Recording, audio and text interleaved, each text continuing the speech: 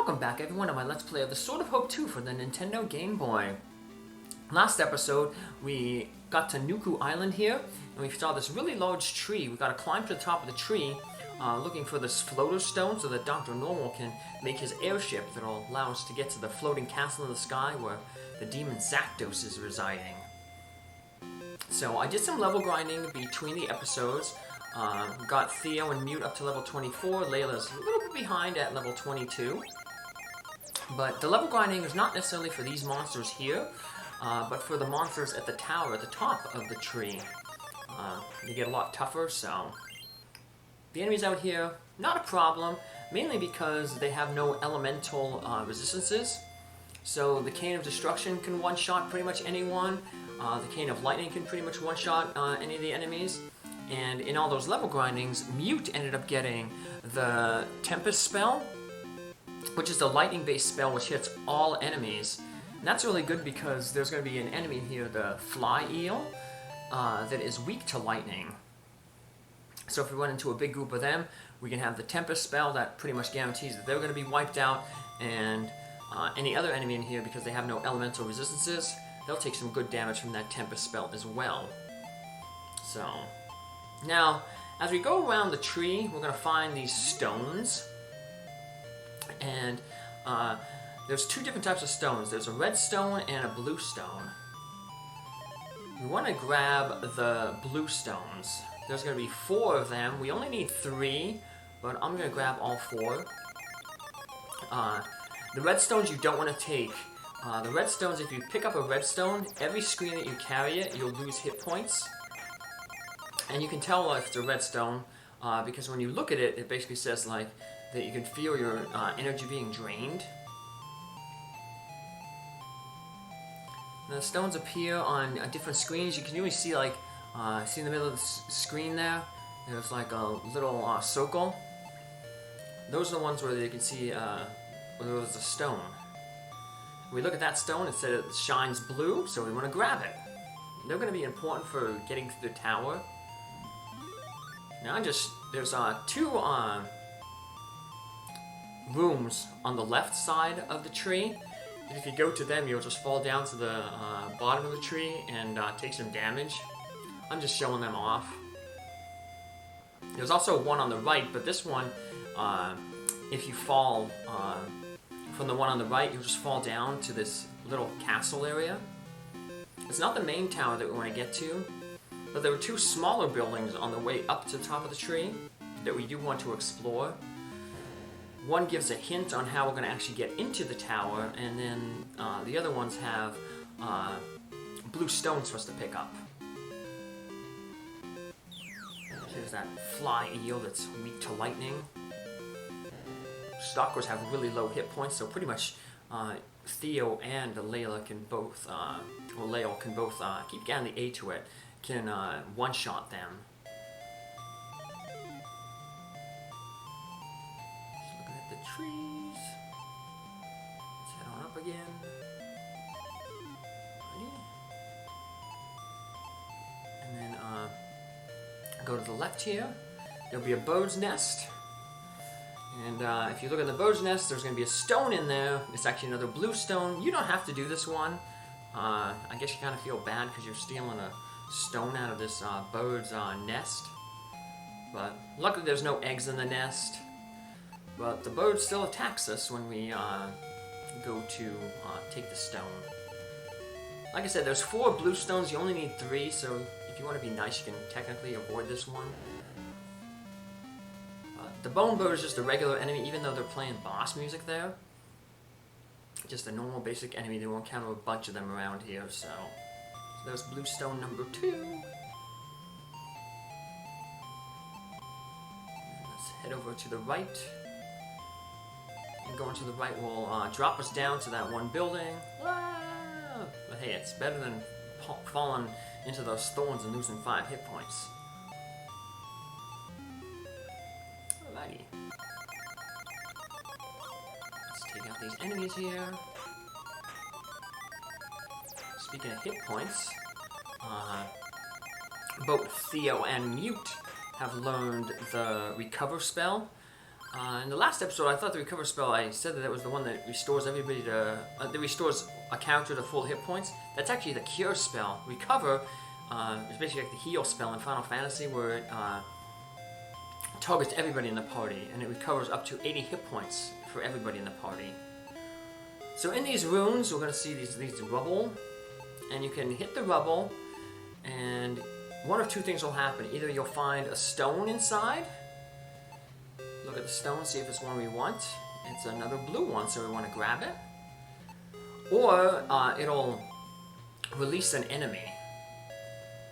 Now the enemy is just going to be the behemoths that we saw on a previous island. So nothing to worry about. But here we get to see what the bird people look like. The Hishojin. So there'll be a few scrolls around here, 3 overall. They just give a little bit of history on the bird people. So this one, actually when we hit it, a monster's gonna hop out. But simple behemoth, we can take them out easily. Yeah, free experience. Let's head on up. And we're gonna find some more rubble. This one also has a monster inside of it. Stalk. So it's like the first temple we were at, where we got mute, where there was those ghosts on the wall. If you hit them, the ghost came out and attacked you. But this time we don't get any reward for defeating other than the experience. Here's another scroll. Get some more, like I said, background information on everything. So the Hisho stones, those are those blue stones. So it's basically telling us that they're going to play a role in this. We won't really put them to use in this episode.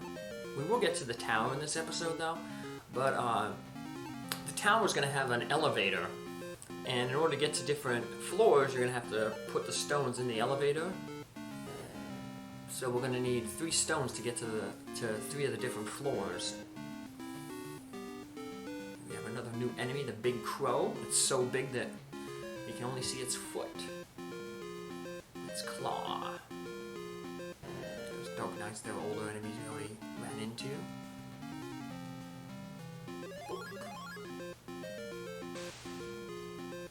Ouch. So these guys get it pretty hard, but they don't have too many hit points, so there we go. Finish it off. Get some money and experience. And Layla is at level 23 now. Slumber, that makes all the enemies go to sleep. Once again, though, it's a debuff spell, so it doesn't have really good accuracy. Much better just attacking. So this is where I learned to follow the bird people, the Hishojin. Oh, woe this dark day, the day the great Hishojin fell to the claws of foul demons. They seek the power of the Hihoshiki, which is just like I said, the floater stone basically, from Final Fantasy. That's it. So we're gonna find that stuff, like I said, at the top of the tower, but we still got some more exploration to do here in these tree and runes. Because we're gonna find out that when we actually get to the tower, although we can enter the tower, we can't get any further than the first room in the tower. We're gonna have to find a back door to get into the tower. But luckily, exploring all these rooms will basically tell us how to enter that back door. More coins, not that we have any more casinos to go to, but I hope to max out my coins by the end of the game. 99. I did go back, between the leveling, I went back and maxed out basically all my items. So I went and I got some more wheats, some more herbs. Then I bought blue and red medicines. Not that I really need them, but I just figured why not. top out my inventory. You can see here, leveling grinding didn't take too long, maybe a little over an hour. Because as you can see, the encounter rate here on these trees is really crazy. So, crazy high.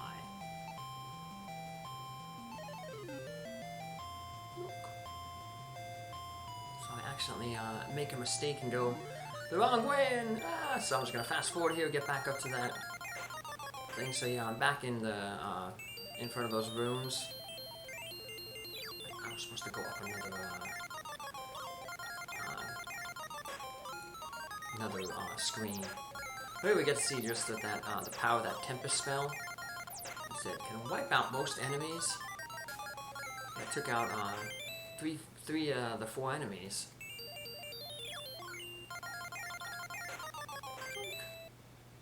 And let's keep heading up. Now we wanted to head up. There we go. Let's look at the stone. Let's see what it is. Once you look at the tree, that will say the stone glows red. And see, it just tells you, just look at it, see the sap Theo strength. So yeah, we don't want to pick that up. Otherwise, like I said, you keep losing hit points. Now here's a large pond. Now we can't really do anything with this pond right here. But we're going to find another pond later on. That is going to be empty. And this is the way that we figure out, this is the way we're going to get to the back door. So right now this pond is full. The next pond we're going to go to is going to be empty though. So we're going to have to find a way to basically transfer the water from this pond to the other pond. And then that's going to reveal a secret entrance at the bottom of that pond. And that will be the one that will actually get us deeper into the tower. I'm going to show off the regular entrance though to the tower. Now, like I said, you can't go any further in the tower from the regular entrance, at least right now. But as you explore the tower, and basically in the next episode, what will happen is there'll be a way that we can lower this ladder to allow us to enter the tower from its normal entrance. So here's another set of rooms. Let's explore them. Go for another blue stone and get some more information about how to get into the tower.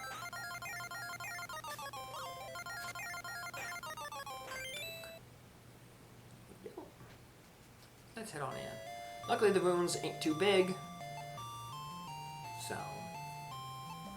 not going to take much to explore them.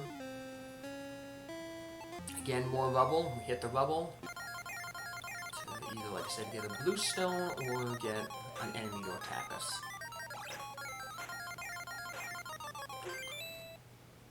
As you can see, enemies falling pretty easily to that spell, the Tempest spell. Yeah, we got another enemy, another demon. Oop, Layla can one-shot them. We will get another new sword inside the tower, but if you did the quest where you got the tritium alloy from the volcano, the light sword that you actually will have from the blacksmith is actually better. So here this diary tells us that the 2 ponds have the secret of entry into the tower. Direct the flow from the plenty to empty, and the passage will simply appear. Alrighty, we're going to find the plenty pond over here to the right. First we got some more enemies to take care of. And then we also have, we can get the last, another pile of rubble. Look for a stone in it. I think it's a red stone though in this one.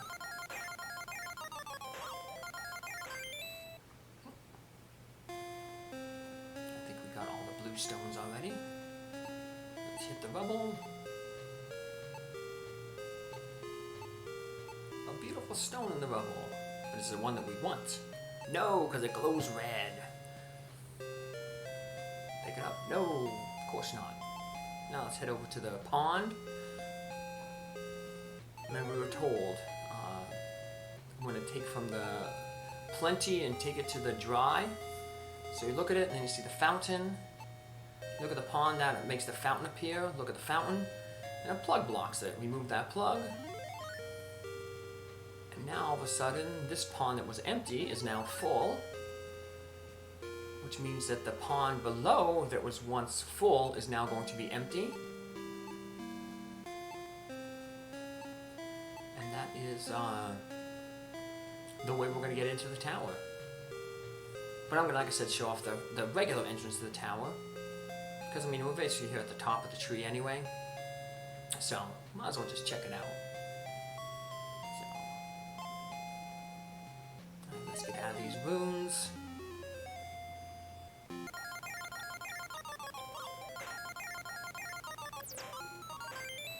Yeah, feel free to use any of those canes. And get some more canes when you start exploring the tower.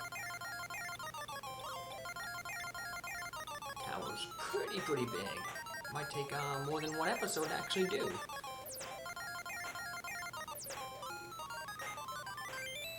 So it's going to be another one of those, kind of like it, but it's not going to be as big as the volcano, though.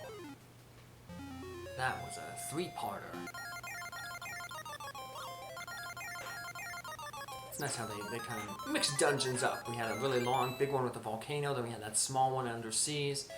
Then we have a small one here in the tree room, the tree. Then we'll have a big one at the tower at the top of the tree. And they're making. It's nice that you don't always have big, large dungeons. You don't have, you know, all a bunch of small dungeons. It's nice that they break the pace up a little bit. So we head into the tower. And this is as far as we can go in the tower. Because if you look around, there's a ladder, but you can't reach it. It doesn't go down far enough. And there's no way to, you know, bring it down. Can't hit it or hit the door, anything. So, yeah, this is why we had to do that whole little pond, little mini quest. So let's head down the tree a little bit, down to that, the pond of, that was once full. Power of the Tempest spell. Look at that. Wiped out almost everybody. Like I said, the good thing is, even though Tempest costs 8 MP, we have full herbs to restore that MP. And also remember, when you level up in this game, they're nice and they restore all your hit points and MP. So, very generous of them. Alright, so now this pond is empty, so you can see, look, there's a hole. So, let's look at the pond. And now we see a small hole. Now we can enter that hole. And that will take us into the interior of the tree. And now this is just a one-way. It'll take us all the way to a few rooms. But like I said, it's a one-way because it says, I see it's too narrow to go back. So you're basically gonna force to go one way, and this will put us inside the tower. So let's keep on heading up. Nothing to see. Too narrow to go back. Now once you get in the tower, you don't want to go back again, because then you have to go all the way back down and then all the way back up. So, yeah. So this is going to be the elevator they're going to use to explore the tower, but we're already here on the first floor. So that's what we're going to do on the next episode. We're going to explore the first floor, let that ladder down, and I'll see you back here in the next episode. Have a good one. Bye!